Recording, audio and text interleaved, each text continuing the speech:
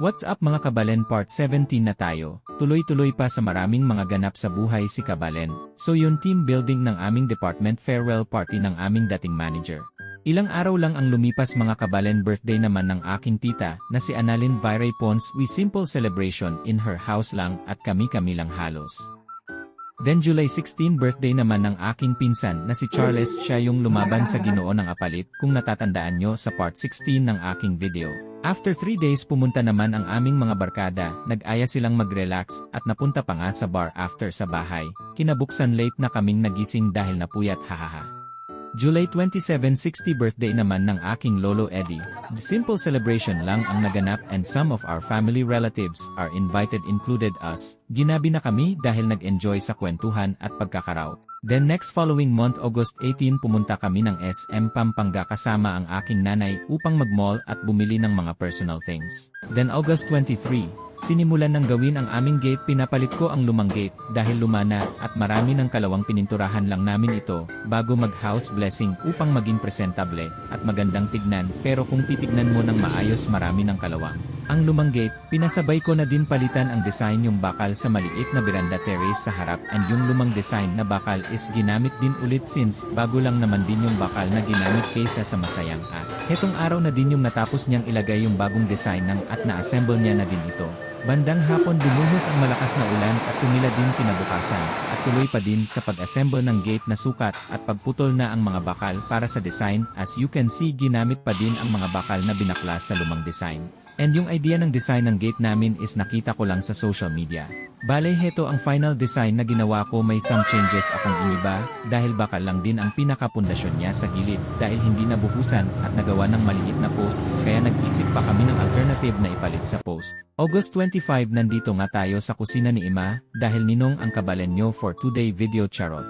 At yung bandang hapon gumala na naman si kabalenyo, sumakay kami ng tricycle papuntang Sakayan pang Bulacan. Pagkababa namin, nakasakay din kami agad ng minibus. Kami ay pupuntang Malolos TV Mart dahil nakamarits na maing nakasell dito dahil pasara na ang magsasara na ang mall, kaya bagsak presyo ang paninda nila. August 26 patuloy pa din sa assemble ng gate at nalagay na din ang pundasyon na bakal 2 really 1.5 ang kapal na ginamit namin na bakal bilang poste ng gate. At bigla nagka-problema ang kabalenyo, nasira ang rice cooker namin. Shopee ano na. Kaya yun, hindi naluto kaagad ang ulam namin, niluto pa ito sa lumang bahay dahil sakto din naubusan din kami ng gasol. Pero kahit ganun man ang nangyari, sa natapos yung isang gate at sunod naman gawin ang isa.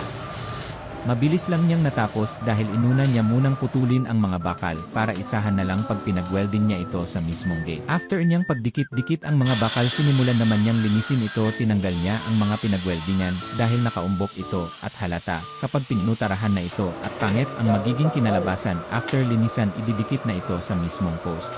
After ilagay sa post, secure niya na ito at i-weld ulit para maging matibay ito.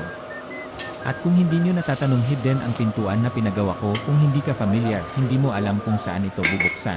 Ang purpose neto ay upang iwas sa mga magnanakaw at safety purpose na din. Dual purpose ba? Pagkatapos niyang i-weld ang gate na may pintuan at na-secured na matibay na at naka-level ito sa gate, at pinicturan ko nga muna kung pantay ba talaga at hindi lumagpas ang gate sa poste. Hindi ko na nabidyohan yung isang gate nung nilalagay dahil tumulong ako sa pag-assist. Habang naka-break is pininturahan niya na muna ng primer ang kabilang gate. Habang pinapatuyo ang primer is sinimulan niya na din idugtong ang water line sa may terrace. Nagpalagay ako ng linya ng tubig dyan para kapag naglilinis ng motor at para na din sa fiesta, since San Juanan ang fiesta dito, di ka pwedeng umuwi ng hindi basa, hahaha. Then a few minutes later, mabilis lang natuyo ang primer na nilagay at napinturahan na din yung poste at pati yung gilid. At yun, tuloy-tuloy na ang paglilinya ng tubig. Almost hours pa lang ang lumipas, mabilis niya lang ilagay ang pangdugtong sa PVC. Bale, bubuhusan pa yan kaya ng semento, kaya pinauna ko muna yan ilagay bago pinturahin ang bakal. Few hours later, tapos ng dugtungan yung PVC ng tubig, is sunod naman ang PVC ng faucet. PPR ang ginamit namin na PVC, good for long term, na para makatipid at less hassle na din. Hiniram lang namin ang pang-init ng PVC sa aking tito na nagtatrabaho sa waterworks. After idugtong ang mga PVC, sunod naman niyang ilalagay ang faucet. Yun, hanggang dito na muna mga kabalen. Tuloy-tuloy lang ang panunood at suporta ninyo, pa-like and share at pa-follow na din dakal. Salamat.